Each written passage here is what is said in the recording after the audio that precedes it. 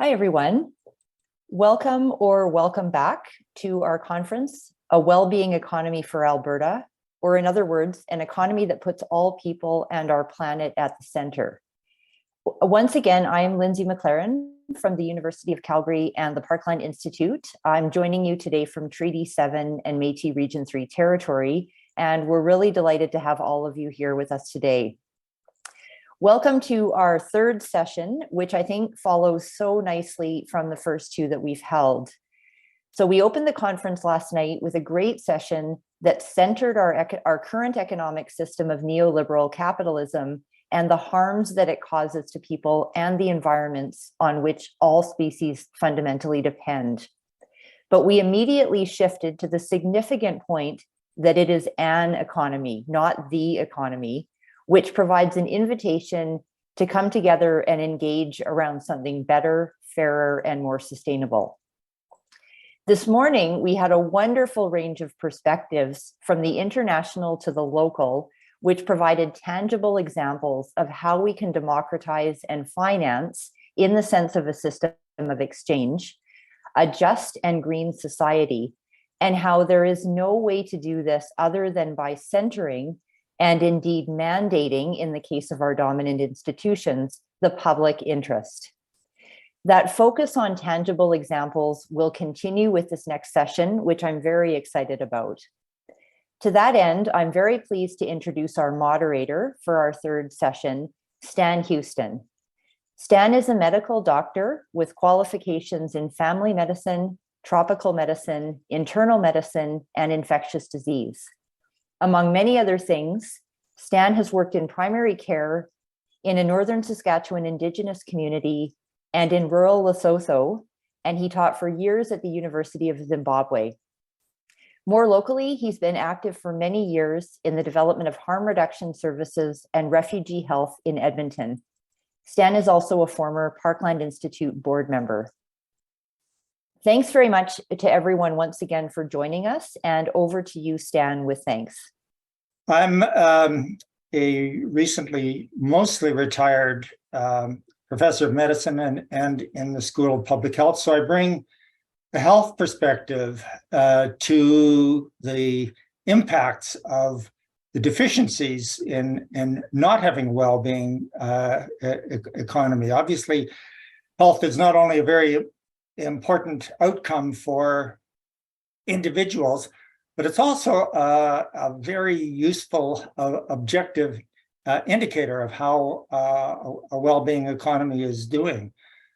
So after quite a few decades of looking after patients in several parts of the world, the message was continuously reinforced that a lot of the problems that I was looking after, sometimes at considerable expense, were problems that should never have occurred in the first place if our society were better and more fairly organized. And I should emphasize, in fact, I shared many patients with Marlis Taylor, whom you heard from yesterday, but I want to emphasize that the deficiencies in the way our society is organized and in the resulting social determinants of health do not only play out at the extreme ends of the economic distribution, as Marlis talked about yesterday, but play out across the entire spectrum of our society. So, as Lindsay said, we've heard some refreshing and even liberating ideas and perspectives about the economy, but now we're actually going to hear what I think will be very exciting and cool, how some places are actually putting the concept of the well-being economy into practice. So this session is organized without keynote speaker. We have 4 equal panelists. We've asked them to each give a approximately 10-minute presentation. And following that, we're hoping to generate a lot of crosstalk and interaction between our expert panelists, but leaving time at the end for questions from the audience. And I think it'd be reasonable for people to start putting in questions or comments in the chat from the beginning, so we have a pool that we can start with. So without further ado, I want to introduce our first panelist, Amanda Janoo. Amanda, I'm sorry, I hope I've accented that correctly.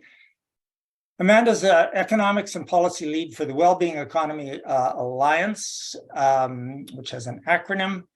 It's a global collaboration of organizations, governments, movements, and change makers committed to designing economies that work in service of people and of the planet. She's an economic policy expert with over a decade of experience working with governments and international development institutions around the world. Her work aims to build just and sustainable economies through well-being-oriented and participatory policy design processes.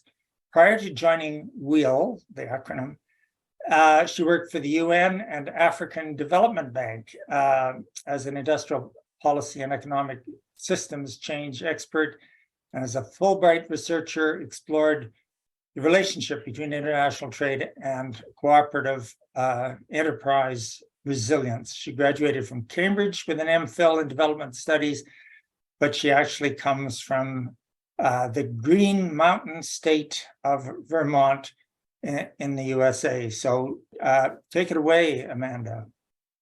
Oh, thanks so much, Stan, and good afternoon or morning to everybody.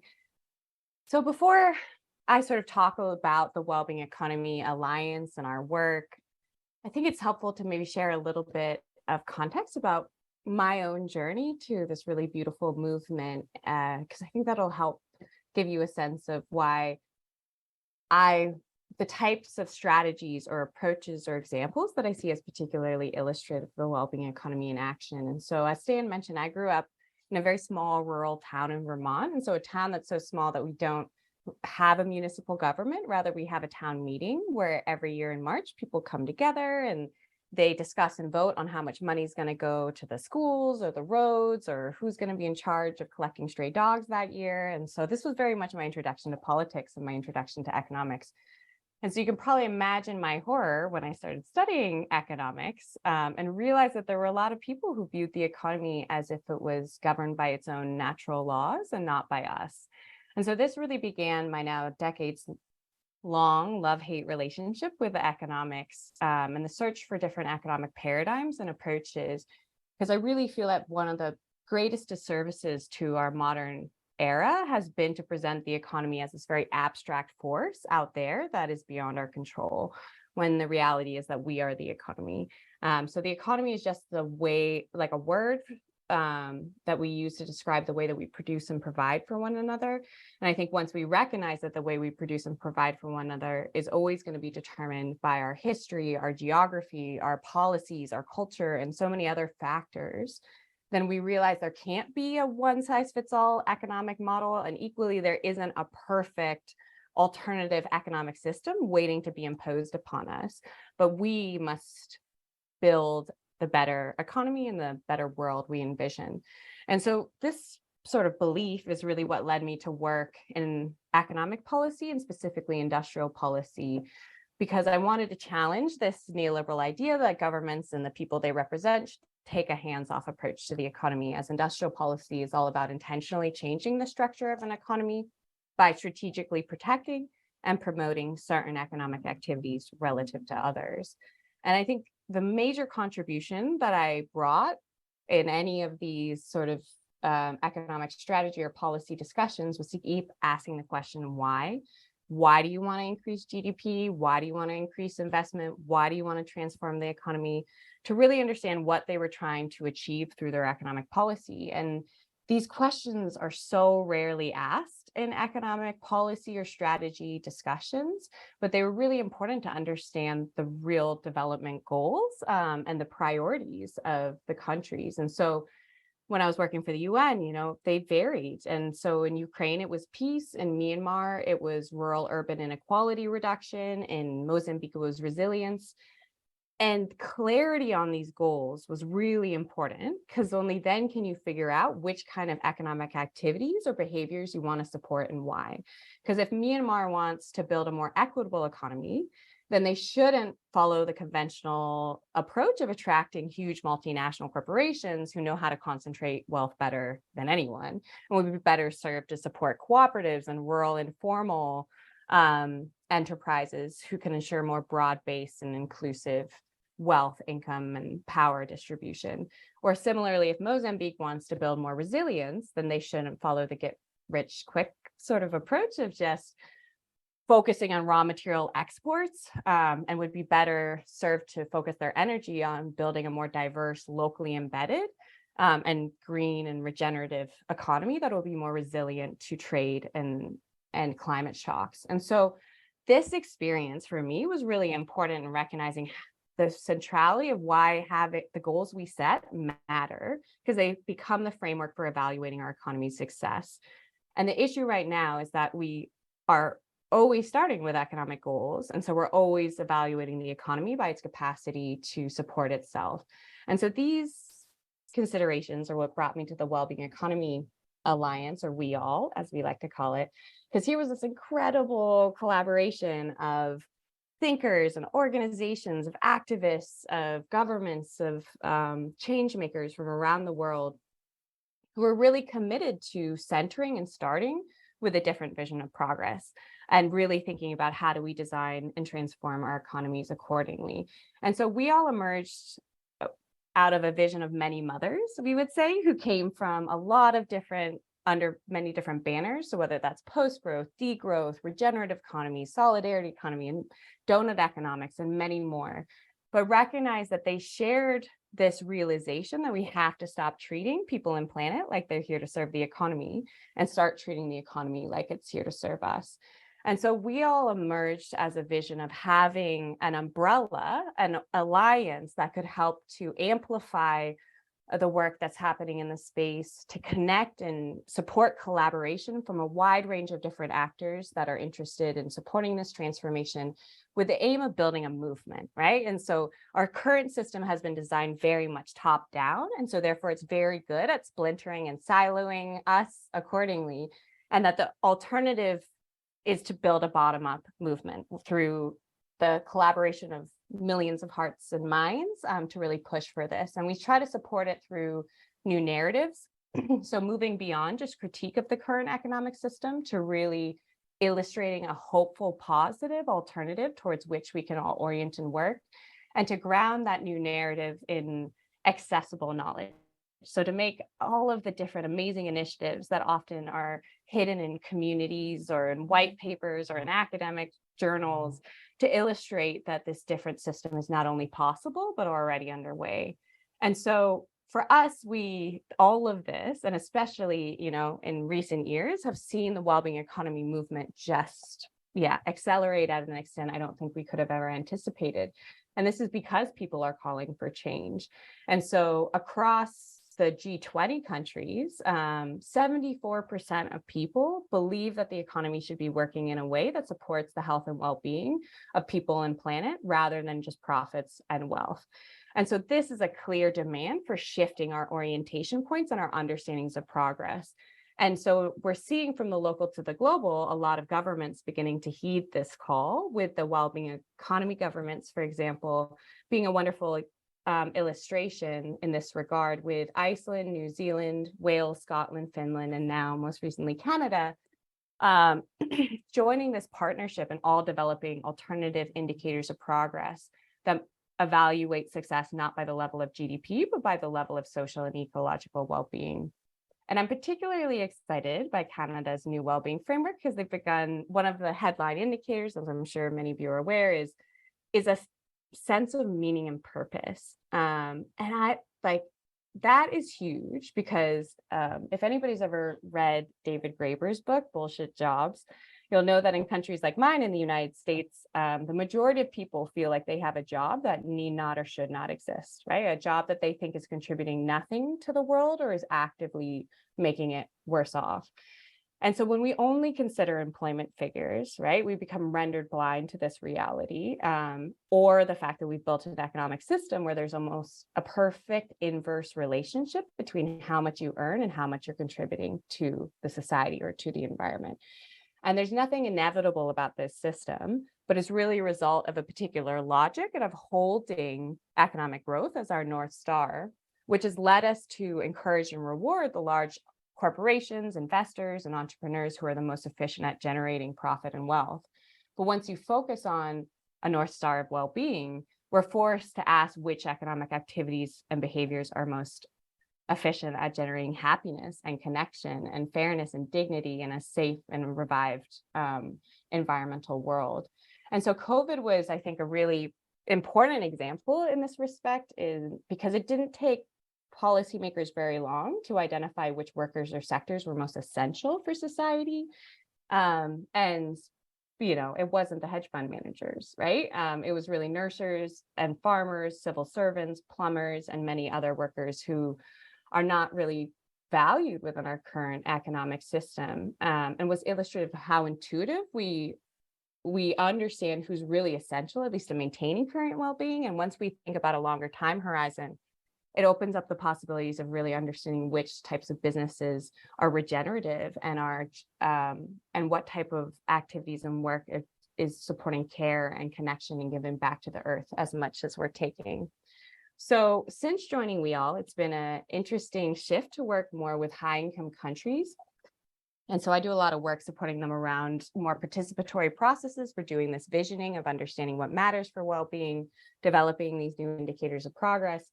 And I'll just share, honestly, that one of the things I've noticed is that most governments are trying to elevate the social and the environmental to the level of the economic, right? And so to put all of those indicators in a suit together. And so they sort of get stuck there because they're not commensurate. The economy is an aspect of society, which is embedded within a larger ecosystem. And the challenge is that we've elevated the economy for so long that we've internalized this logic that makes us feel like, for example, we have to make the case for why health is good for the economy, rather than feeling like we can swap that burden of proof and evaluate the economy in terms of its contribution to our health. And so I know that this isn't a small task. It requires us to sort of downgrade the economy. But I would just, with this incredible group of academics and institutions and government officials, I would ask that I think the major innovations are going to be found by those who take the next step of really just starting with the social and the environmental goals, and then disaggregate economic information and find new qualitative research methods so that you can identify not only the goods and services, but critically the regenerative production processes, the equitable business models, the non-monetary care and provision systems that are truly contributing most to our current and future well-being, so that they can be encouraged and rewarded the way that for decades we've been encouraging the largest corporations and investors. And so I'll just end by saying that I think it's significant that the Wellbeing Economy movement is growing so quickly in the West and in high-income countries, because it makes sense. We are sort of the major problem, but it's important to note that this concept isn't new and it's not our own. It comes from indigenous and alternative development paradigms, such as like Buen Vivir, Ubuntu, Swaraj, and many more, that recognize that true progress is about living in harmony with oneself, others, and our natural environment. And so philosophies that recognize that what we need to prioritize is not growth, but balance. And so I think as we love to talk more about where we sort of see these examples, recognizing that the wellbeing economy is an ambition. And the best thing that we can do as this network and as this movement is to look outside of ourselves and to amplify and learn from those alternative economic systems and cultural practices that give back to the earth as much as they take, and where communities are providing for one another out of a sense of collective responsibility as opposed to individual entitlement, because ultimately I think we're lost if we forget that everything we produce comes first and foremost from the earth, and everything we provide is valuable insofar as it contributes to our own well-being. Well, and with that, and look forward to the discussion. Thanks. Super, Amanda. Thank you for setting the stage for the upcoming examples. I must say I'm kind of especially intrigued by your experience of both very, very low income and now high income settings, and maybe we'll come back to that in discussion. So moving along, the next panelist is Derek Walker.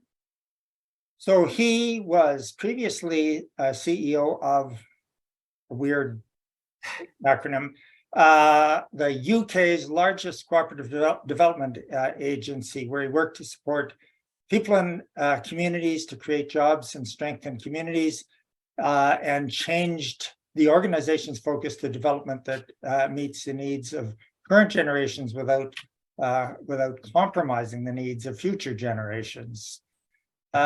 He's worked as head of external affairs at the Big Lottery Fund in Wales, head of policy and campaigns at the Wales TUC trade union conference, I presume, and was the first employee of Stonewall Simru, which I've probably pronounced incorrectly. The previous commissioner was Sophie Howe, who took up the post and finished in January of this year.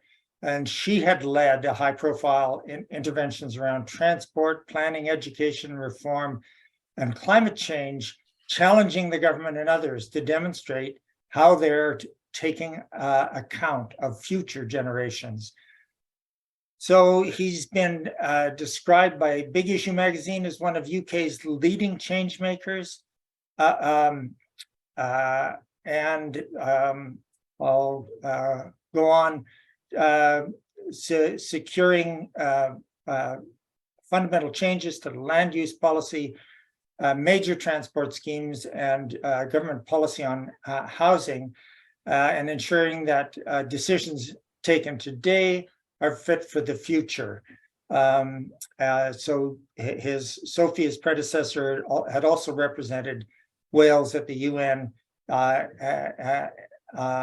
the OECD, and a number of international fora, including chairing the Network of Institutions for Future Generations. So, Derek, you're on. Diolch yn fawr. Thank you, Stan, and thank you for that introduction. Some of those credits go to my predecessor, Sophie Howe, but I'm delighted that you mentioned them. Really pleased to be here, and thank you for inviting me. And what I hope to do is just share a case study from Wales about how we're thinking about a well-being economy and a well-being country, and the progress we're making and the lessons that we're learning, and hopefully that can be useful and helpful for your deliberations. I hope many of you will know Wales, but for those of you that don't, Wales, part of the UK, one of the 4 nations of the UK, this small country of just 3 million people on the west coast of the UK, with beautiful countryside, beautiful mountains, our own language, as Stan was trying to navigate, 20% of the population speaking Welsh, but with problems, and certainly one of the most deprived areas of the UK. And we used to have lots of big, heavy industry, coal and steel, as many of you may know, which is in decline and has created issues and problems over time. So what I thought I'd do is just tell you a little bit about our ambition, what we've done, what that has meant in terms of the change that we're starting to see, and then perhaps some of the lessons.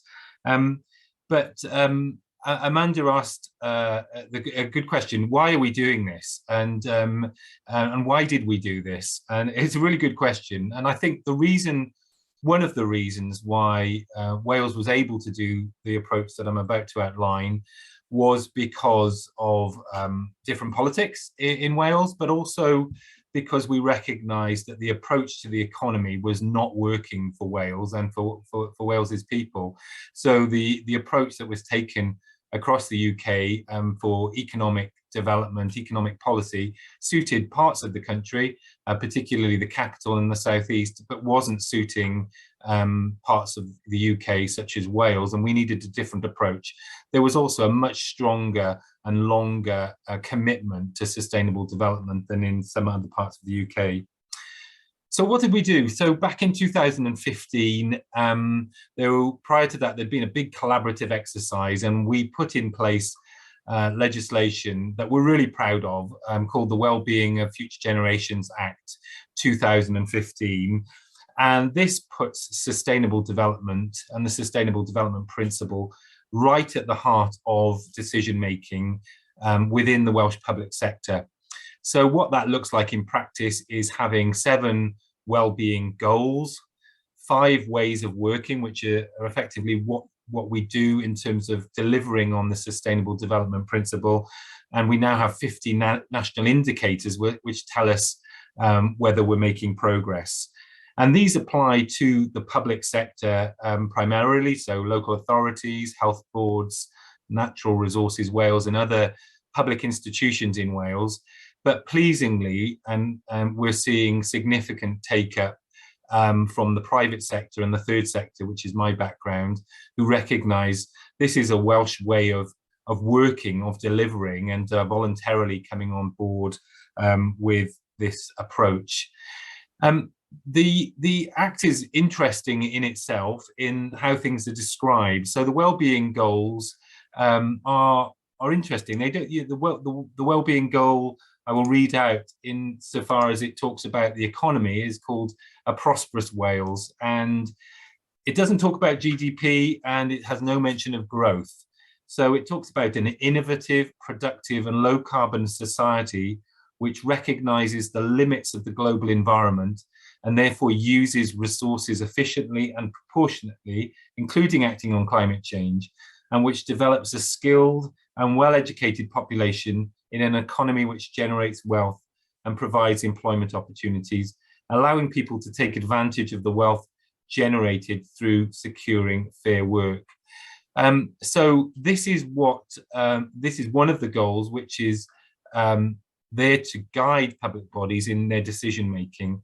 It's no higher in the hierarchy than any of the other 7 wellbeing goals. There are goals around resilience and the environment. There are goals around strengthening community. There are goals around the Welsh language and our culture.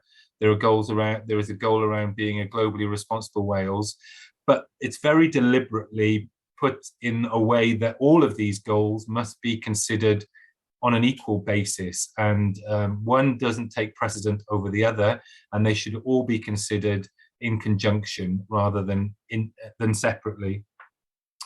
So what this means in practice is when public bodies are taking decisions, they consider decisions in the round, and in practical terms, this means they think about what we call the 5 ways of working. And I think actually this gets to the real core of how different things happen. So the hypothesis I think that we've got here is if you apply the 5 ways of working, you start to see the impact and the outcomes.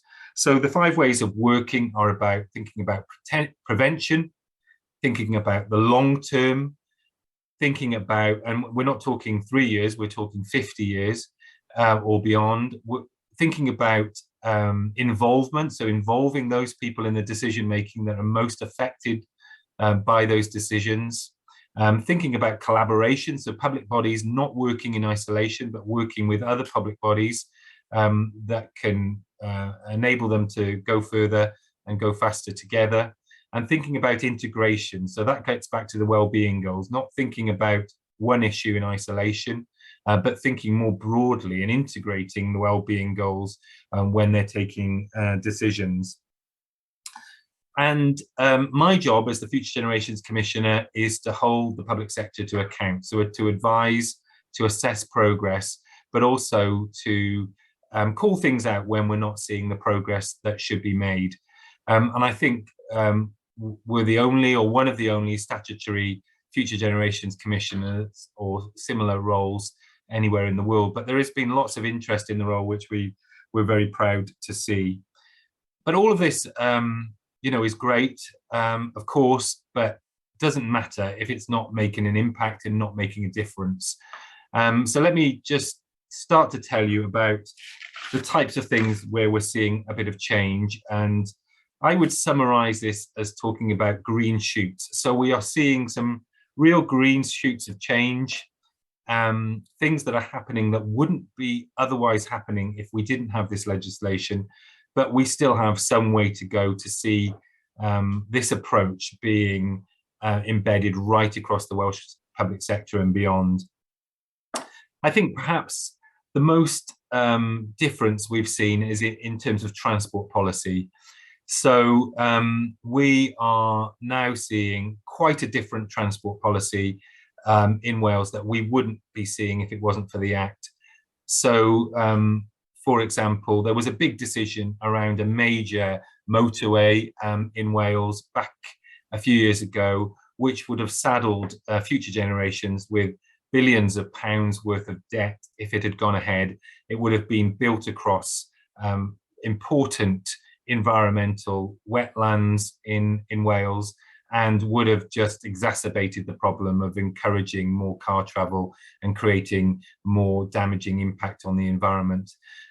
But as a result of my predecessors' involvement and influence, and as a result of the government thinking in terms of the Wellbeing of Future Generations Act, that road did not go ahead.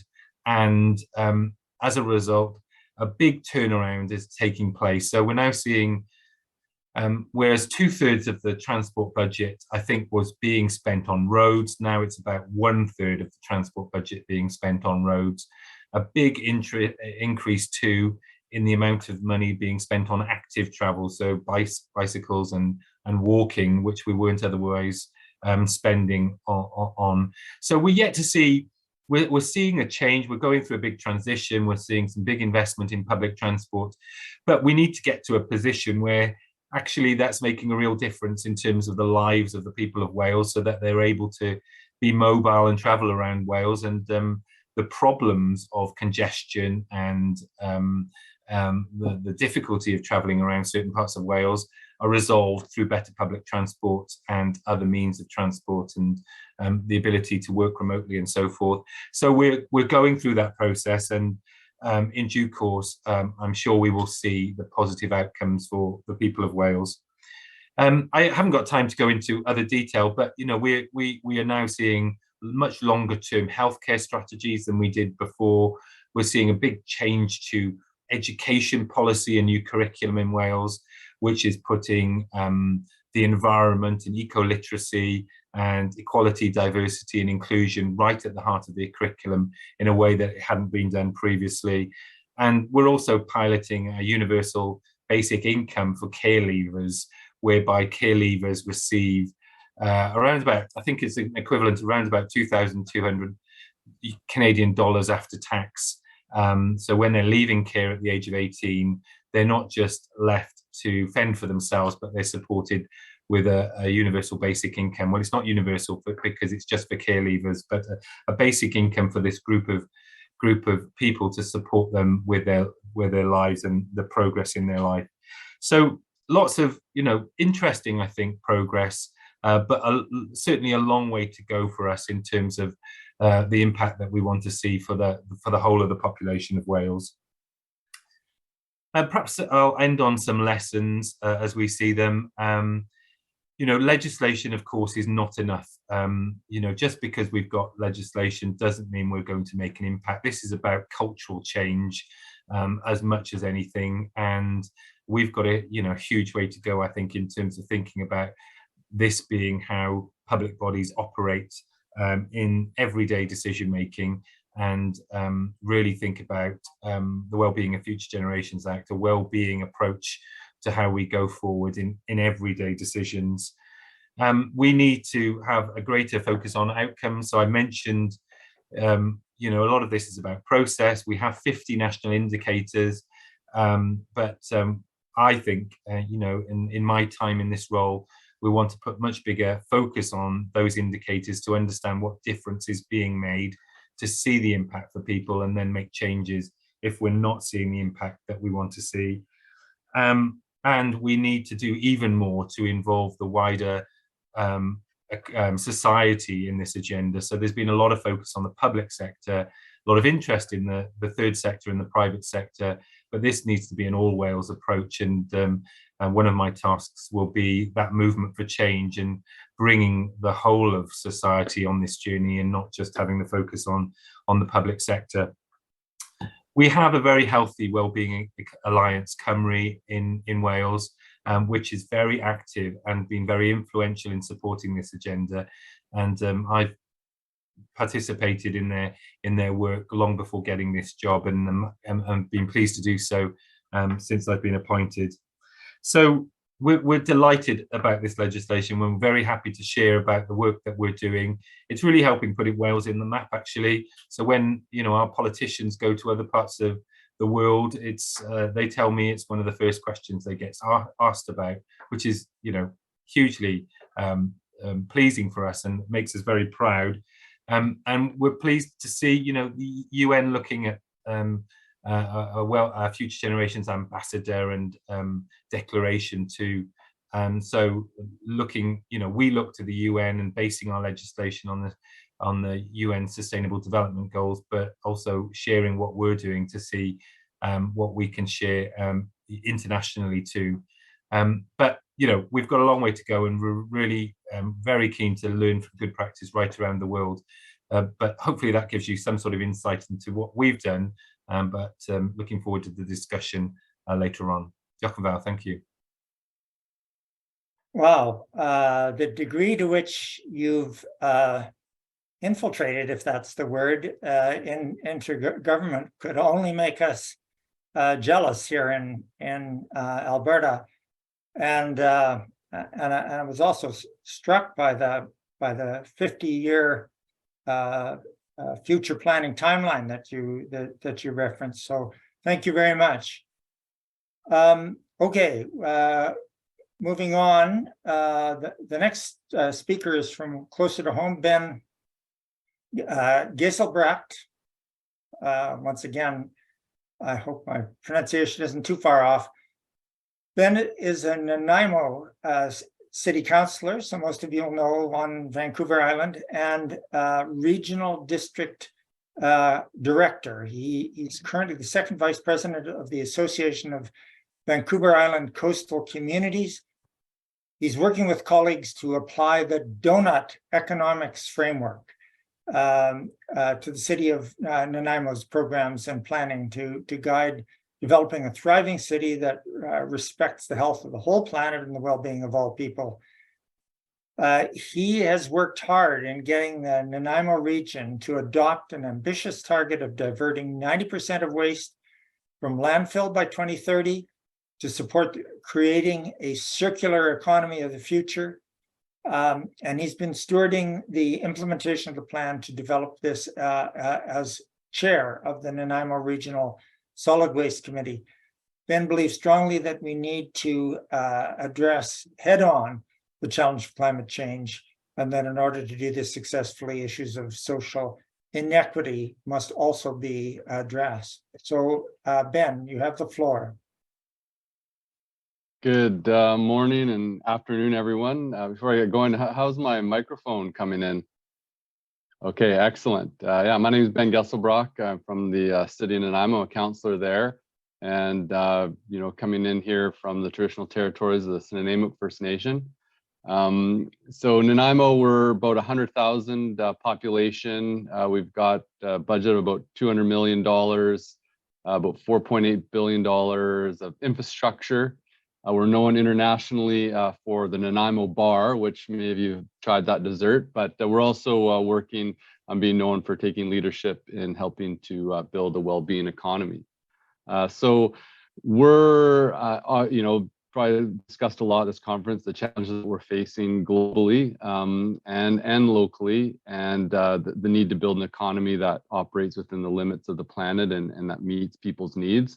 In Nanaimo, we're really seeing very clearly the effects of climate change, where we have some much stronger windstorms than normal. That's creating havoc with trees coming down and power outages, of drought, and then flooding. It's just more and more every year, and it's costing the city actually an incredible amount of money, and destabilizing how we are. And then also we're in the middle of a serious homelessness crisis here. Every year it increases, and we do a homelessness count, and basically last one was 2020, about 430 people experiencing homelessness. We just recently did one, are coming in more around 600 so, and it's we have been working on and not still quite making a dent. Basically, there's a lot of work to build this well-being economy, and I think it's very important to leverage our governments at all levels to align to this. And here, the city of Nanaimo, we're working hard on implementing a well-being economy, and what we've done to implement that is we've used the donut economics framework, which basically is a framework developed by Kate Rayworth, an economist, and it was developed nationally, set limits for ecological limits around sort of key thresholds around GHG concentration, or the amount of phosphorus, nitrogen in the oceans, or the amount of loss of biodiversity, and or land transferred into from forests. And then it sets limits based on, or a foundation based on, the Sustainable Development Goals around meeting social needs around education, housing, political voice. At a national level, every nation is struggling, and there's areas that we're not meeting. In the Western world, one of our biggest struggles is working in the environmental limits. But as in Nanaimo, we're not meeting basic needs around housing and such. And so the challenges is downscaling this framework to the scale of the city. Basically, the alignment of setting the goalposts, there's a big critique on GDP nationally, and what gets measured gets managed. At the municipal level, we really need to set some clear targets and indicators for how we are, what we're measuring our success from. So in municipalities, there are, in BC, we have official community plans, which are the main policy document for how land use planning is done, and then also guiding other policies around recreation, environmental sustainability, transportation. And so we, in this process, every 10 years, we just did our official community plan. We as a community set out a series of goals and indicators of what would make a successful Nanaimo that was meeting the needs of people within the limits of the planet. So we set goals and targets around GHG emissions aligned with the international IPCC goals and targets, amount of land, for example, that's protected, that's ecologically sensitive, amount of waste that we're diverting from landfill, our water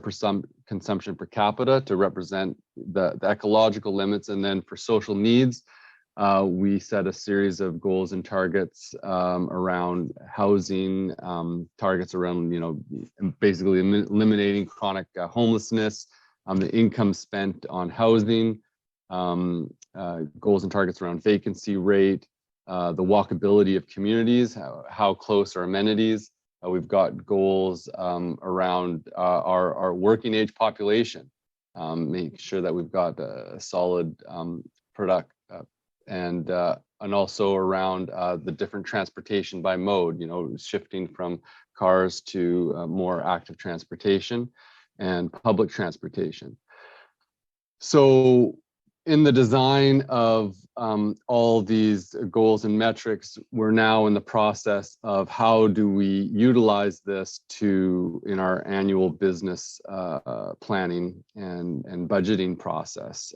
With the land use planning, we had a series of different ways of how our city was going to be designed. We've got a very spread out city, and there was a few models. If we just continued on status quo of how development was happening, how would we perform up against models of our performance indicators, or if we really try to concentrate growth in our downtown and a few key nodes in our city and aligned our transportation, how would that perform? And we evaluated these different land use models and through our local donut framework, and chose the one that operated the best. So we're concentrating growth now, not expanding our urban growth boundary, and really working on building livable units that are well connected to transportation.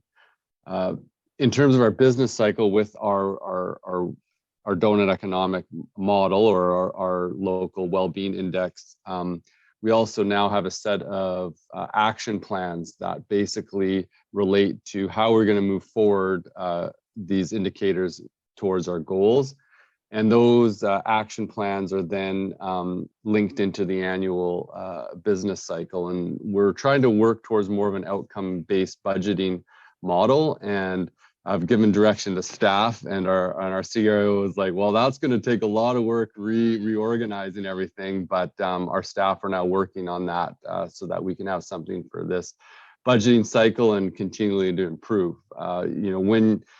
When you're in local government, there's a lot of ideals and frameworks you can put in place, and recognizing there's been a lot of movement and momentum that have moved how we operate in a certain direction, and reorganizing that to move, it takes a lot of work. But there's been some really positive advancement in the last few years. One thing that gives me a lot of hope is we just implemented a sustainable procurement model. We spend millions and millions of dollars on goods and services, and this sustainable procurement policy really is prioritizing, evaluating what we buy based on the GHGs produced. Was it developed locally? Looking provisions for more local procurement. Was the services and how the goods produced done with fair labor laws, and in areas that pay attention to that. And then also around waste reduction, just understanding how this concept of a circular economy is a really good strategy to address greenhouse gas emissions, and also sort of a more redistributive model.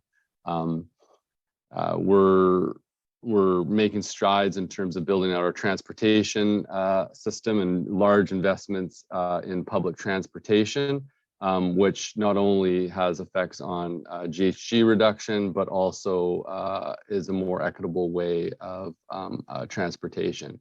So what we try to do is all of our decisions that we make look through the lens of this well-being index that we've created to evaluate, how our decisions are going. And so the hope is that every year, every 2 years, as the data becomes available on our key progress indicators of our index, we will then utilize that for feedback in terms of deciding where we're going to allocate our resources. And for local governments, we're about 100,000 people.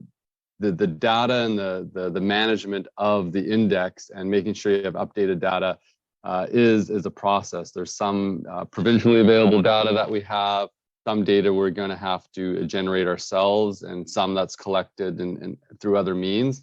But it's a large investment actually just to manage that process, which is a key part of the feedback loop.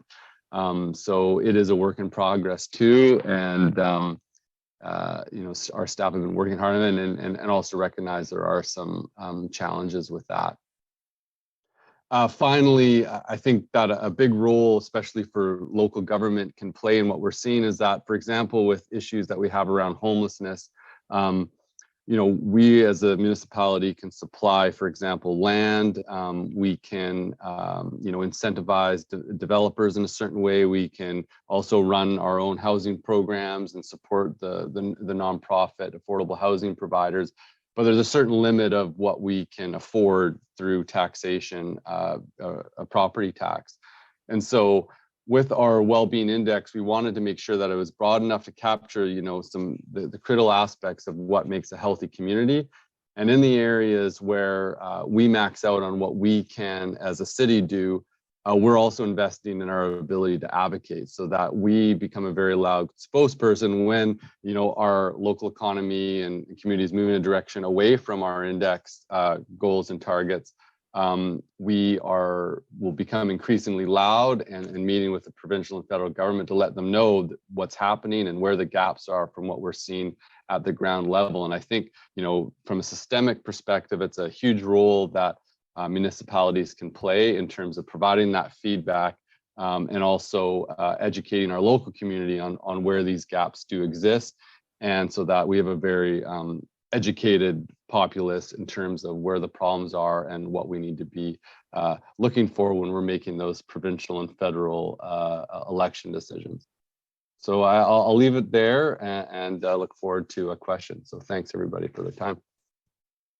Okay, thanks very much, Ben. I must say it's really exciting and encouraging to see these things happening so nearby, just in the next province over. And I was also struck by your highlighting the critical importance of addressing both climate and inequity. So moving on, the final speaker is coming back to Alberta. Lindsay Tedds is an associate prof in the Department of Economics at the University of Calgary. Her primary research fields are in tax policy, public economics, and public policy design and implementation. Her transdisciplinary approach to research harnesses the strengths of economics, law, public administration, and intersectionality in the study of public policy problems. She has served on several expert panels, is a co-author and editor of a number of books, and has published a number of book chapters, technical reports, interactive guides, and papers in peer-reviewed journals. So, Lindsay, you'll wind up our panel, and as I said, I hope that you're all thinking about questions and discussions you might have amongst yourselves, but for the benefit of everybody who's listening. So go ahead, Lindsay. Yeah, thank you very much. I appreciate being here. And yes, I am an economist, and I do agree my discipline is to blame for many of our woes today.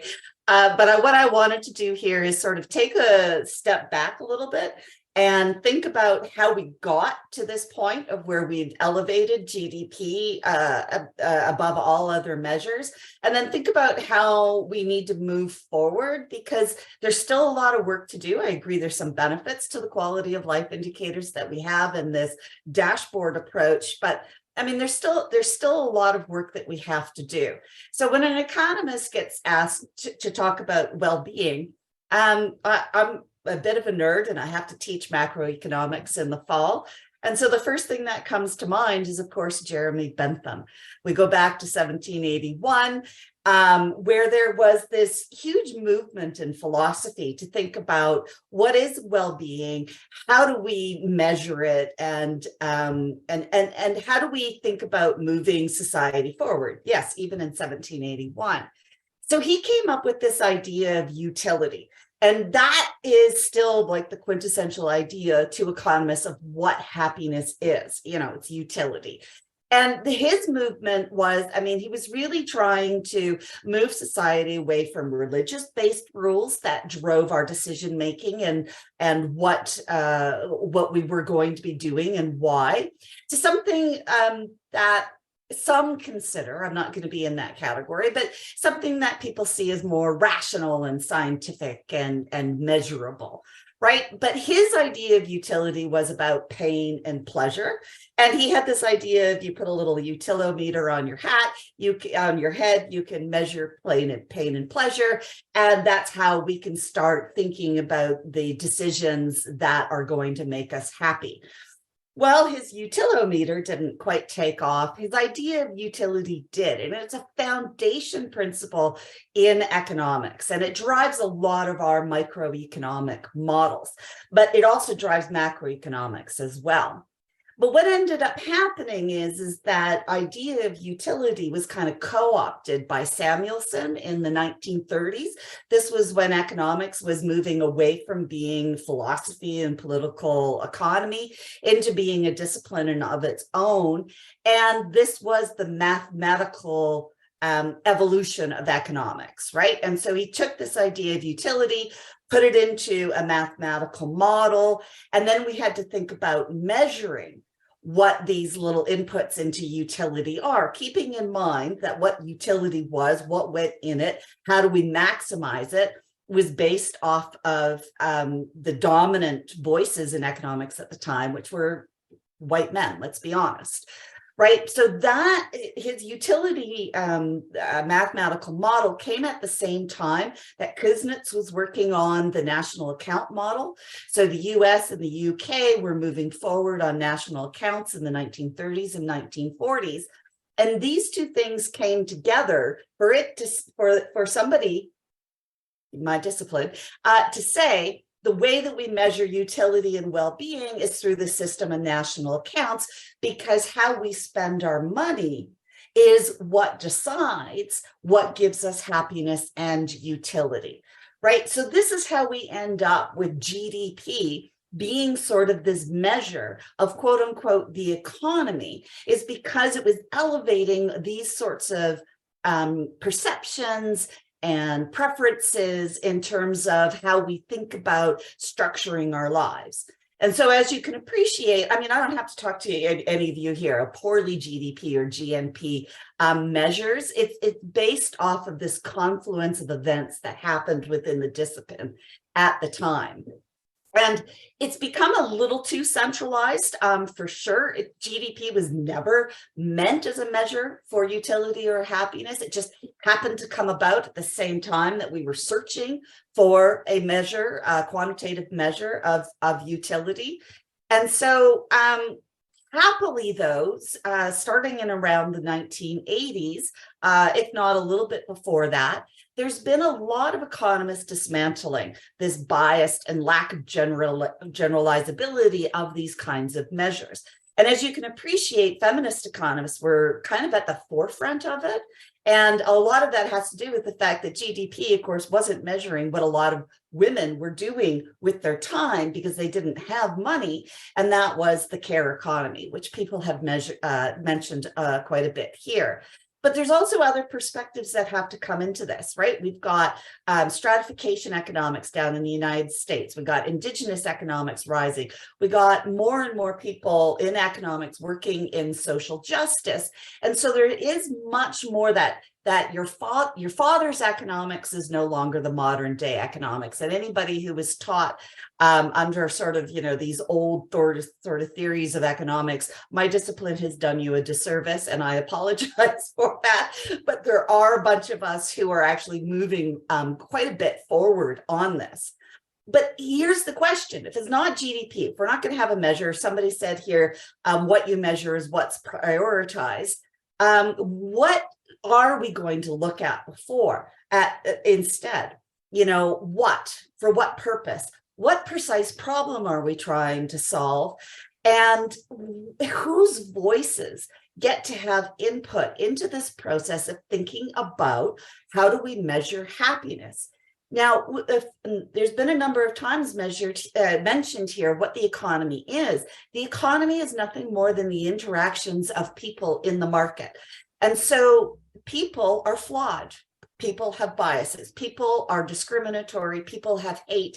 All of these sorts of things factor into these interactions. And what I'm trying to do is bring to light this fact that these fundamental concepts in economics are actually based on assumptions of a privileged few. These are people who have not had to navigate some of the experiences of what it's like to freely go out into the market to try to sell your services or buy a product, one when nobody wants to buy your services because you don't look the right way, or people aren't offering the good that you want because they don't think it's valuable, i.e. the care economy is an excellent example of that. And so how do we think about measuring these things? How do we think about a value of life that came up during the pandemic? And certainly economists did not redeem themselves during that process. How do we think about intergenerational impacts? What about inclusion? What about family, culture, work environment, community, stress? All of these are things that impact happiness, which is really what we fundamentally want to know about. We end up with a dashboard of quality of life measures, which is, still under creation here in Canada, but it's still based on things that we can tangibly measure. And some of these things are things that we have to value without being able to measure them. And a lot of that has to do with understanding that this Eurocentric idea of what the economy needs to give way to other perspectives. And we also have to think about how what are we going to do with all of these measures? We've already talked about, I think it was in Wales, where they said they had 50 different indicators. What do you do when some of your indicators are pointing positively and some of your indicators are pointing negatively? How do you bring all of this information to think about where we're moving? And are we bringing in our different set of biases and problems in this pursuit of measurability?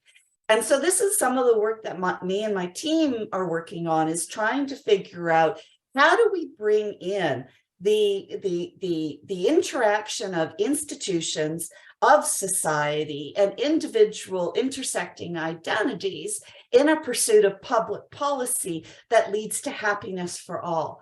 And there's no real simple answers to that. I think we have some progress, but this is a real big issue that we need to tackle, and we need a lot of perspectives and voices to be able to do that. So I'll leave it there. Looking forward to the discussion, and thanks so much for having me.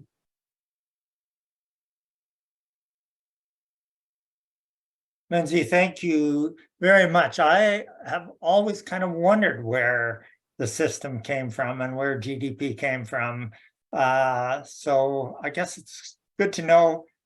It's good to know where we came from. Okay, so we want everybody back in action again. And I will certainly leave it to you to lead off with questions between yourselves, but if you don't, if there's any hesitancy, I'll step in with a couple of questions that have certainly come to my mind.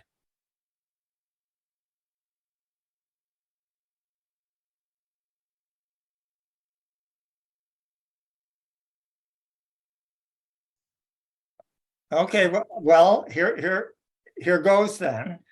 So I guess some of the discussion has kind of touched on this or implied it, but kind of a giant elephant in the room is growth. I mean, should the well-being economy be growing?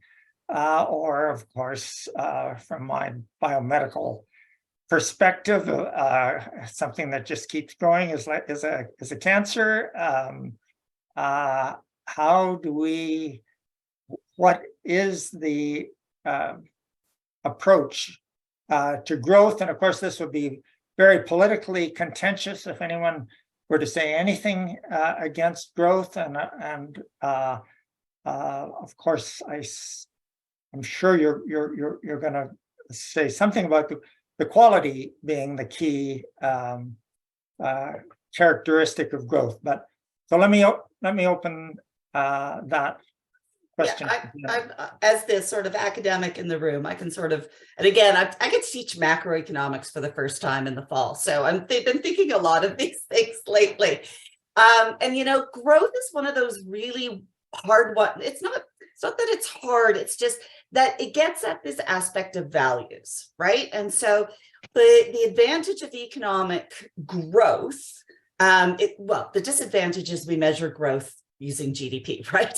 So, you know, that's how we're sort of thinking about growth as more money for more people. But it's about underlying this is the standard of living. And again, linked to happiness, right? So it's not about economic growth per se. It's about how do we continue to improve our quality of life, our standard of living.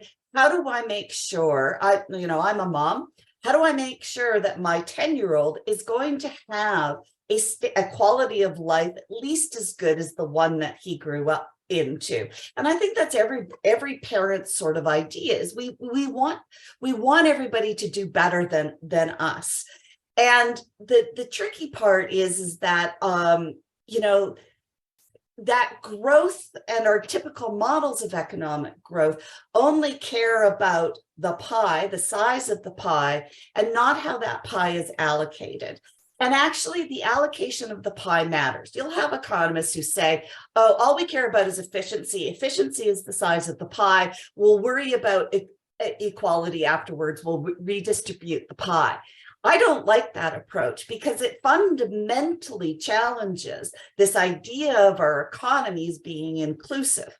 And so if you don't have access to the ability to participate in the size of the pie, there's something fundamentally wrong. And that is what we should be focusing our economic policy on, not on let's have a big pie and we'll come in and redistribute it afterwards because you're not solving any problems. So, I mean, that's my idea of growth. I think there's still some fundamental problems in there. But if you start linking it to well-being and standard of life, I think that gets you at a better idea of what we're trying to achieve. Okay, thank you, Lindsay. Ben has his hand up as a skilled Zoom user. Yeah, I just have a few comments and things that are like concrete challenges at the local level without getting into sort of like a broader dissertation on it. But, you know, here, there's a lot of people that are moving to Nanaimo. And so there is a lot of growth in municipalities and you can't restrict migration. And that is a huge consideration to have because we do have limitations. And like in our regional district, we have limited what type of development can happen based on water availability. So kind of trying to use some form of like a natural carrying capacity limitation to set a limit on it. But what happens is that if you limit the amount of housing that you build, then all of a sudden the housing price skyrockets if you're a desirable place to live. And then that creates a cascading effect of affordability issues. And so then I'm like, okay, so but if you need people to just actually work and run the economy, what do you do? And then I'm like, well, you have to really invest in social housing and socialized housing or else and take it out of sort of the market. But the whole aspect of growth is a conundrum. And yeah, I'm curious to hear what other folks have to say. Right, so you refer to carrying capacity, which of course is something we have to address at a global level as well as a municipal level. Absolutely.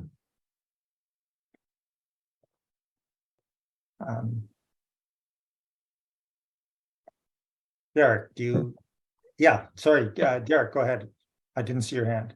No problem.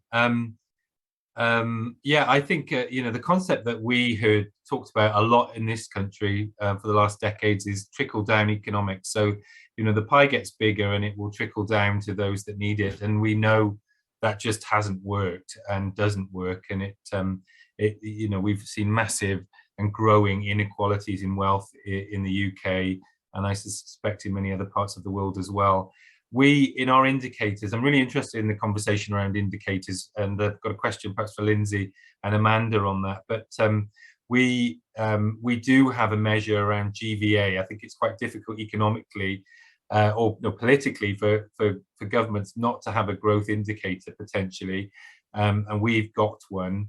But we do have others around number of households in poverty and gender pay gaps and other sort of indicator measures that try to give you a whole picture about who's benefiting from that growth and who isn't benefiting, and being able to do something about it. So we haven't got to a position where politicians are able to say that we shouldn't have growth, although I suspect we can't keep doing this to the environment, can we, and expecting the economy to keep on growing unless it's about productivity and other approaches, and it's about distribution. But we do still have an indicator that is about growth in our list of 50.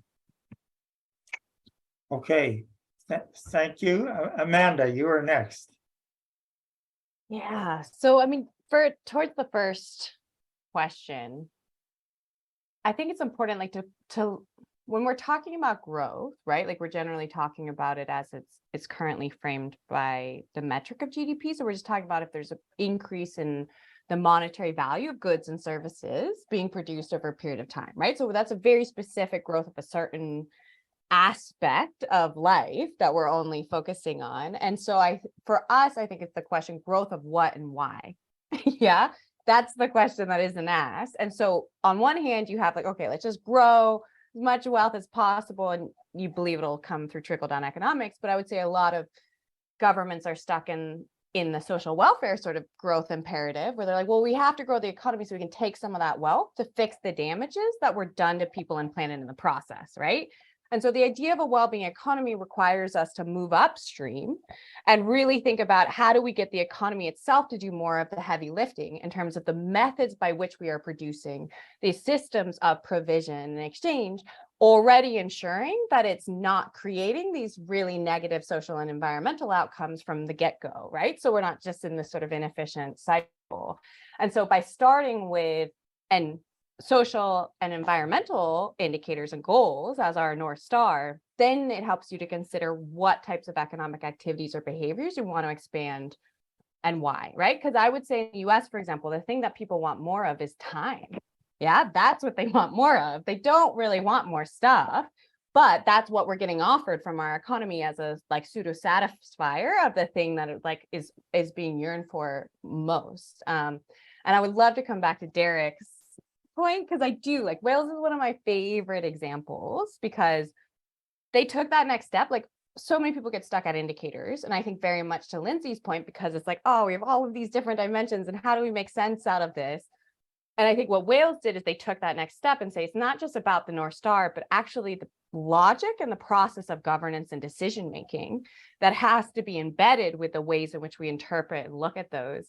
And I know that in the process of selecting the indicators for Wales, there was this one criteria that any of the indicators should be related to multiple like goals, right? Like, and the only one that doesn't relate to multiple goals is the GVA one, which I think is interesting that you like the government itself was like, we can't really make the case for, well, an increasing labor productivity indicator is genuinely going to be supportive to any of the other goals except for, you know, prosperity, quote unquote, or innovation, right? And so that would be, I would love to have a conversation with you about this at some point, Derek, because I think it's it's an important point. Okay, super. I think I'm wondering if I can just jump Yeah. in, because this fundamental issue of measurement is something that has come up, and it actually really bothers me. And I think this is a good time to talk about it, because I get approached from a lot of organizations and government to say, hey, we want to, and the latest one is, we want to reduce and eliminate gender-based violence. In order to be able to do that, we have to measure what the economic consequences are of gender-based violence. So can you put a measure together for me? And I say, no, And I'm not going to put a measure for you because gender-based violence is horrible. It's wrong. It shouldn't be acceptable. And we should not have to put a measure together of the economy to say gender-based violence should not exist in our society, and we should do everything that we can about that. And so I really just wanted to bring in, again, we have to measure things. We have to have indicators. We have to have some progress. But I really want to lay out there this problem with over focus on measurement and thinking about things, because in the end, some of these things that exist in society, I'm sorry, I'm going to say the word, the patriarchy, we can't get rid of it because of measurement, because patriarchy drives the measurement issue.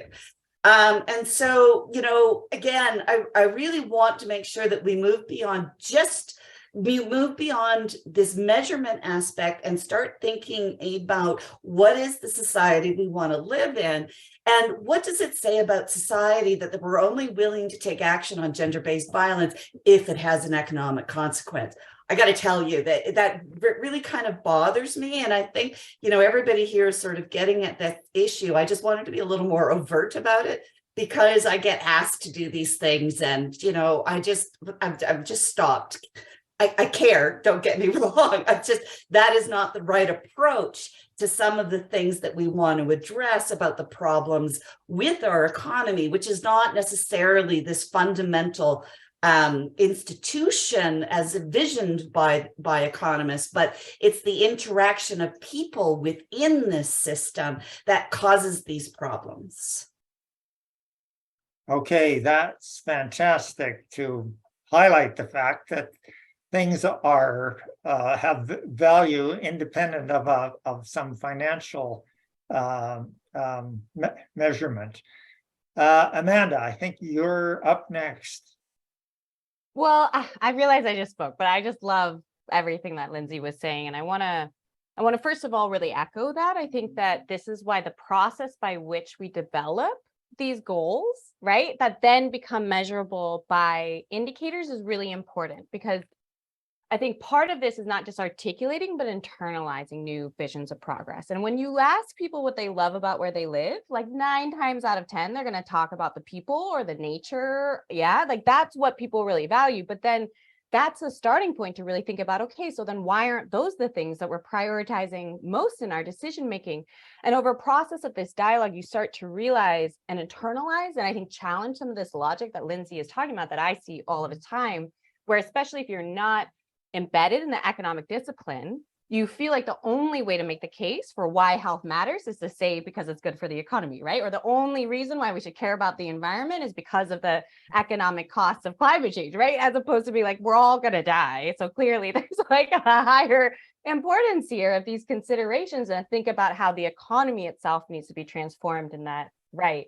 And I do think, you know, the movement already from just inputs to outcomes is important, right? Being clear on the outcome. But in a lot of these community deliberation processes, once you start asking why these outcomes matter, right? Like, why is secure housing and a safe, like, you know, natural environment and these different things matter, you get to values. And I think this is what Lindsay is saying as well. And one of my favorite examples is from Iceland, where they took and required a gender mainstreaming of all of the different government departments. And through this process, they had this moment of realization that in traditional government accounting, physical infrastructure, which is like roads, bridges, et cetera, right, is viewed as an investment. And social infrastructure like health and education, et cetera, is viewed as an expense.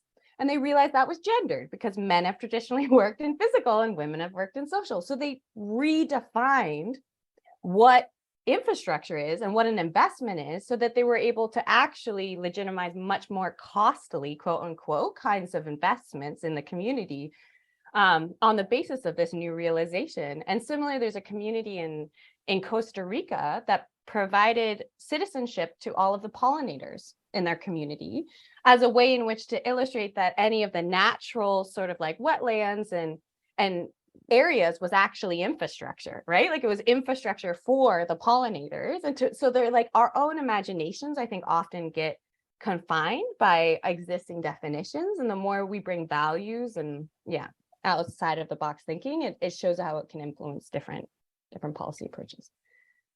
Okay, you guys are doing a great job. I'm part Icelandic. I like to imagine that I might have inherited a bit of that enlightenment.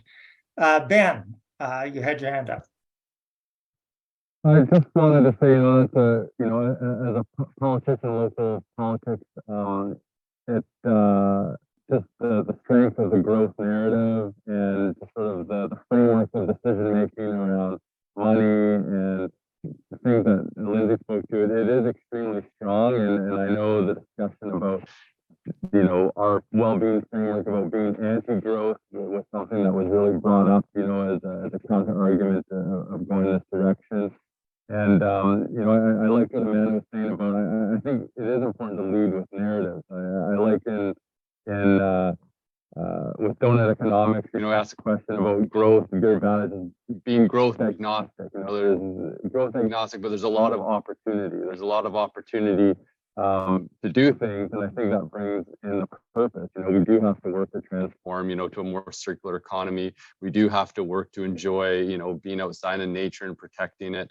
And I think leading with that narrative is an art form, which I think a lot of energy we need to put into to sort of shift outside of the traditional frameworks that we've been making decisions in. Because, yeah, when you're a fish in water, you don't know when it's wet. Don't know you're wet.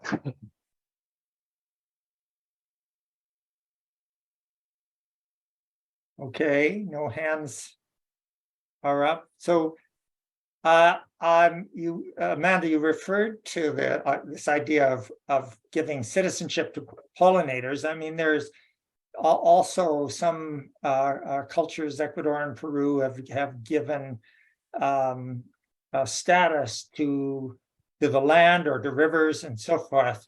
Maybe this is a bit tangential, but do you think this kind of thinking has a place in the well-being economy? Absolutely. So yeah, the rights of nature, like that movement, we also have a lot of members who are working and trying to advocate for ecocide legislation, right? So when you provide, there's fundamental damages to the environment that it would be tried in a similar way as sort of egregious human rights violations. We're in a moment of paradigm shift, right? And I think that we're all speaking to different aspects of that. And some of that is around our vision of progress, like what really matters. Some of it is around moving from really linear, siloed, mechanistic ways of thinking and organizing to more holistic, interconnected, systemic, coherent forms. And part of this is also, I think, us moving out of the Anthropocene, very anthropocentric ways of thinking that views humanity as separate and distinct from all other species and our natural environment. And I have to say that for me, I logically understand that the damage we do to the earth is the damage we do to ourselves, right? But I must admit that the way that I've been raised, in the United States, that's not the way that I've lived. And so I think there's a lot that we can be doing as well to try to support, not only through rights of nature or different sort of legislative visions, but also in amplifying different cultural practices and wisdom that allows us to again, not just articulate, but internalize and recognize that we are just one part of a much larger ecosystem. And we can also be positive to it. I think that's an important thing too. We're very aware of how we can negatively impact our natural environment. And I think we need more examples of the ways in which we can positively contribute to our ecosystem to support not just the urgency, but some hope as well.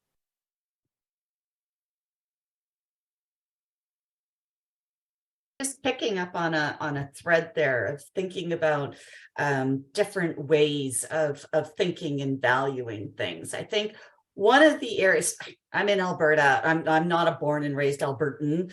I'm a military brat, came from all over. But moving here, what struck me was how much, and it might be similar to the United States, Amanda, from what I know about it, right? The individual is elevated over the community. And this is something that is actually really kind of bothered both me and my husband moving here, because there's a reason why we live in society, right? We're better off together. We can do more things together. It's about making us stronger and better and happier and healthier. And I mean, that doesn't work for everybody. Not everybody has to work in this community and society. But for the most of us, you know, this is how we have how we as humans have come together. And I think one of the areas, you know, like in academia, right, we're trying to work on decolonization and indigenization. And what has struck me is in looking at how other cultures think about things like the economy and the environment and these sorts of things, the cultures that are doing better are actually cultures that elevate the community over individuality. And that's what, you know, when I reference this idea of Eurocentricity, that is like a fundamental driver here in terms of the individual is best. I mean, this is economics too, right? The rational decision maker with their budget constraints and what have you will make decisions that is best for everybody. And I think we really need to think about that approach to things, because I don't think enough economists understand how Eurocentric that fundamental starting point of our economic models is, and why when we teach it, we end up ostracizing a lot of people who could and should actually proceed in economics. And as a result, economics is not diverse, and it just feeds that whole loop in our discipline of not being able to move forward from these fundamental problems with our assumptions. And so I see this as a real big sort of aspect to challenge. And again, it's really nice to be on a panel with people who are challenging this mindset, but it does need to permeate into academic economics, because our voices are elevated so much in the design and implementation of public policy and where priorities are set, that we absolutely have to make sure that we are evolving as with everybody. So okay. Yes, thank you, Lindsay. Sorry, I was trying to scroll through the chat a bit. Derek, you've got your hand up. Yeah, thank you, Stan. Yeah, that's an interesting last point, actually. One of the bits of work that I've been involved in recently is working with our business school, who now call themselves a social value business school. And I actually think in Victoria, the business school there on Vancouver Island is taking a similar approach. And it's very useful and helpful for people like me in the jobs that I do, to have academics that can support me and advise me and take a different perspective. But they are going in that direction, and it's very pleasing to see. The point I wanted to pick up on, I guess, was building on what Amanda had mentioned around presenting a positive narrative around some of this. So my job is to persuade and support people to take on a different approach. And I think too often it's presented in quite a bleak way. I shared a link to Banai Prakaino, one of our national parks plan, and they used a very positive vision of the future, which I found extremely compelling, about why we needed to change. And we did need to change. The future would be different, but actually it needn't be less good. It just will be different. And they actually employed the services of Michael Sheen to tell this story, and it was, it helped put the hairs on the back of my neck stand up when I was watching this stuff, and using sound as well to communicate their narrative, using postcards from the future that presented this positive vision. And I think it was really important to do some of this as well, to help bring people on board, that this is not just about something that's going to be damaging. Far from it. This is going to be positive for most people's futures, but I don't think we do enough perhaps sometimes to get that message across. But I'm interested in the other panelists' views on that, because my perspective. Thank you. I don't think you can see the chat, but Amanda's asked if you could share that example. I think probably many of us would like to see that. While you have the floor, can I just, I mean, Lindsay's pointed out that we shouldn't be too over preoccupied with measuring things that shouldn't be measured, but we do have to measure some things, and then there has to be some kind of a process of accountability, and so your position as a commissioner seems like a unique application of that principle. Can you tell us briefly before we move on to questions what a commissioner actually does? Yeah, it's a good question, because you can put a lot under the title of a commissioner. We have an older person's commissioner, we have a younger person's commissioner, we have a Welsh language commissioner, and they're all quite different roles, or they have lots of different characteristics. My job is importantly to be independent of government. So I'm appointed by the Parliament and the Welsh Government, but it's critical that I'm independent, and I serve a 7-year term that can't be renewed. So it doesn't matter if you upset people, you're there to speak truth to power effectively. I think that's an important part of it. The function is around advice, so supporting public bodies to deliver on the Wellbeing of Future Generations Act. It's about monitoring progress, and it's about calling things out when they're not progressing in the way that they should be. There are significant powers, I guess, around undertaking reviews where you're not happy that things are making progress, and people, organisations, including Welsh Government, have to take part in that, and they have to respond to your recommendations, although they don't always, they don't have to deliver on them necessarily if they can justify that.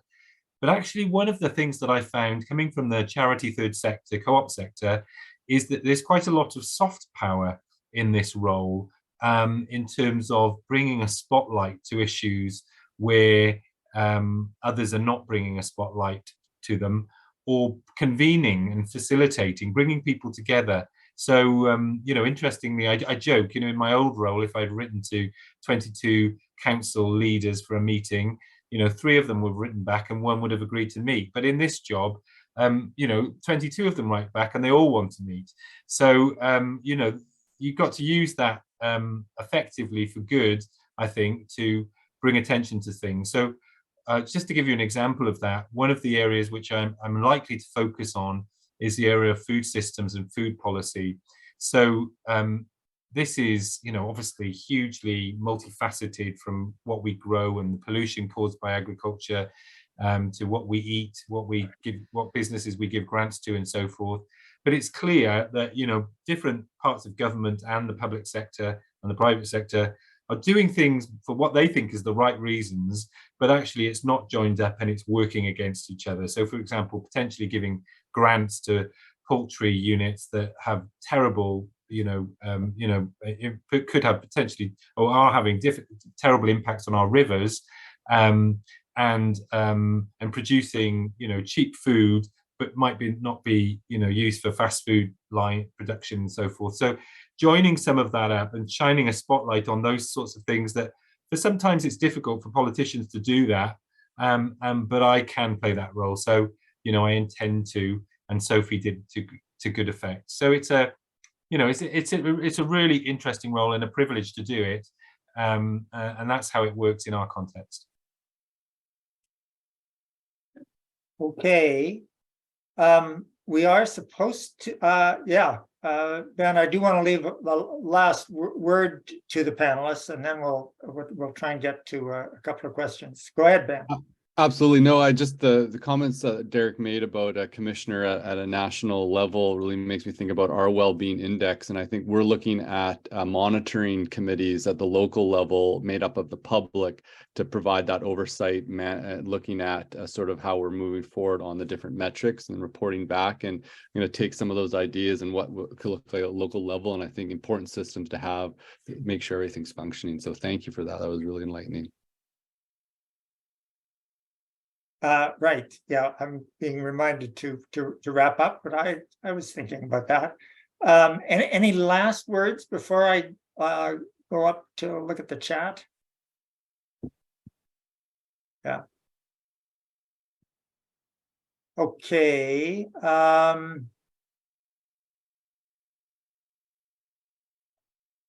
they're increasing. Okay. Okay, so comment. I'm not sure if this is about growth. Referring to the issue of growth. How about growth in our capacity to be human? So I kind of think that is an aspect of what all of you are thinking about all the time.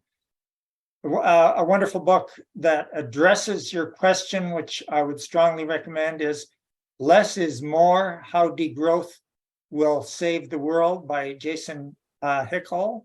I don't know, some nodding there. Somebody's familiar with it. So degrowth presumably would be a bad word in many areas, but yeah.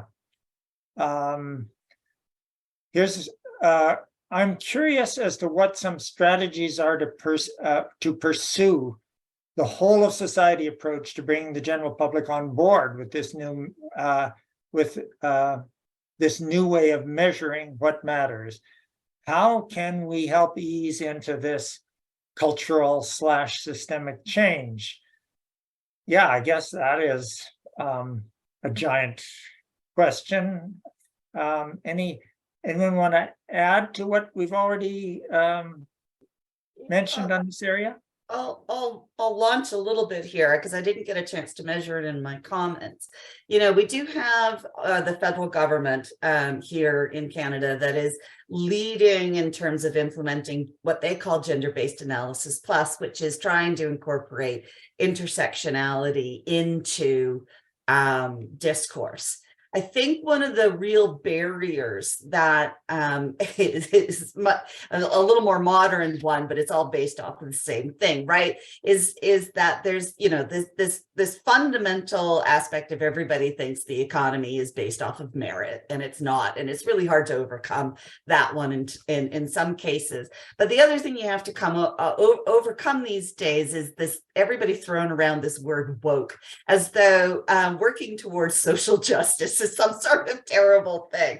I've yet to sort of really understand how to address these pushbacks against this idea, because what we're talking about here is not fringe. I mean, this is fairly mainstream concepts that we're talking about. We're just trying to get people to think about society and the economy a little bit differently. But one of the things that I do with a lot of politicians is challenge them on, you know, when it comes to merit, and they say, well, I don't need to have half my cabinet women, but I need to have half my cabinet from rural Alberta, for example. Those are, you know, when we're talking about diversity and perspectives and thinking about things and changing the way that we think about things, I find it kind of helpful to use their own philosophy back on them to understand how they can move forward. Because we do actually have a lot of these biases in one way already filtered into the assumption, and it's just a matter of moving some people forward in a slightly different way by using their own assumptions and biases against them. Okay. Thank you, Lindsay. Here's another comment in the chat from my colleague Ruth Wolf. I think there are examples from Indigenous work in Canada that haven't been highlighted here. And of course, Mark Anielski yesterday has flagged that source of learning, I guess. So I don't know if, and she quotes a speaker at a Canadian Public Health Association conference. So I don't know, Ricardo, if you can put this chat in, put this website into a chat that everybody can see. Here is a comment. I don't think growth is a pure concept. Let's send in references like cancer example. We would do well to value the whole trajectory. So obviously, human body cells are also both growing and dying. We value the whole trajectory and not just young men and fertile women. Okay. Right. Most satisfying things in life are not measurable. Yes. Okay. What needs measuring is whether basic needs are being met. I think that has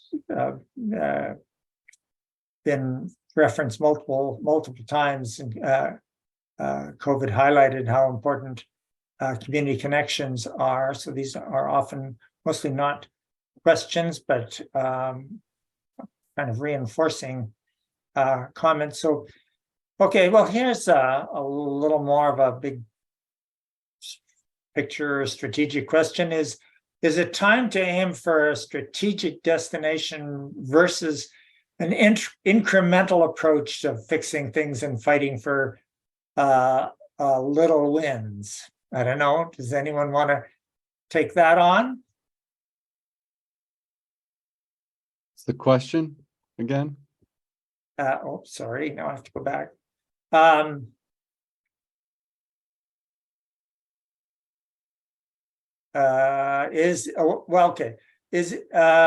Is it time to quit going for baby steps and strive for a major system and paradigm change?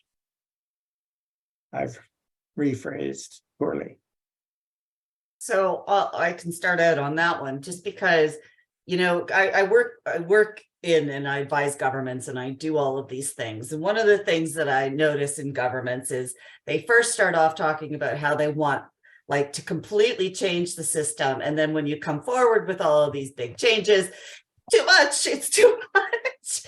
So when I was working on the BC Basic Income Panel, we actually coined the term radical incrementalism, because whether you like it or not, what matters is what gets implemented.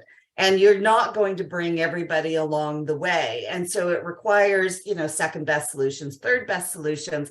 But once you get so I'm not a big fan of baby steps. I'm a big fan of a nice big step. And that's more to ensure policy stability.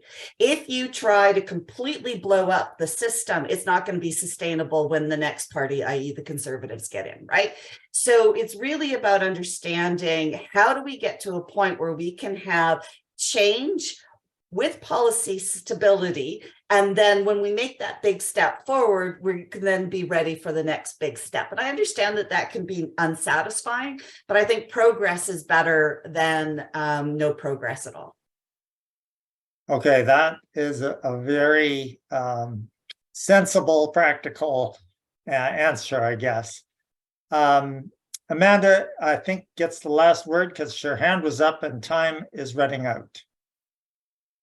Yeah, I mean, this is maybe more so to the previous question, which is really around like what kind of strategies are there for more of this whole of society approach. And I really believe that the crises, our political crises and our economic crises, are fundamentally interconnected. And it's really about a lack of democracy in both, right? Like of genuine deliberative participatory processes. And so in my personal opinion, the most successful examples really start with community-led deliberations and discussions on what really matters for well-being. I think in Wales, you framed it as, what kind of Wales do you want to live for your children and grandchildren? You know, others talk about like what matters most for the well-being of current and future generations, or, you know, there's different sort of framings. But when you have this participatory process of bringing people together, I think they recognize that there's a lot more that they agree on in terms of what really matters for a good life. And that process itself is important, not just as an academic exercise, but as a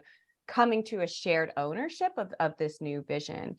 And one of my another maybe related maybe to your province example is from the US, is this example of from Utah, right? And so Utah is a state in the United States that recognized they were growing really quickly and were worried about the impact it was going to have on their nature and on their communities, and went through a process of very participatory design of understanding what kind of quality growth, at this time is the 90s, right? Like growth strategy they wanted, and brought together people to really sit in dialogue to think about, put dots where they wanted different kinds of, stores or public community centers, et cetera, et cetera. And through this participatory process, whereas they tried to create at one point this public transportation system, and it's a very conservative state where people are very suspicious of government, they had almost unanimously voted against it.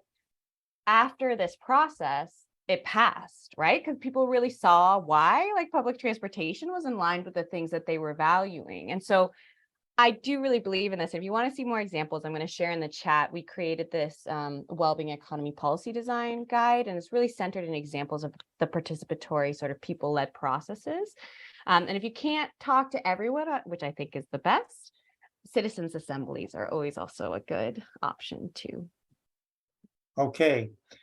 Thanks, Amanda, on that note.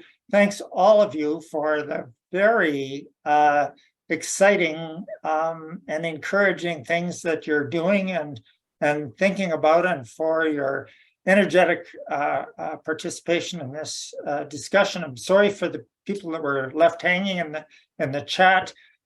We have to close now. Be back at 1 o'clock sharp, please, for the final sessions. Thanks again.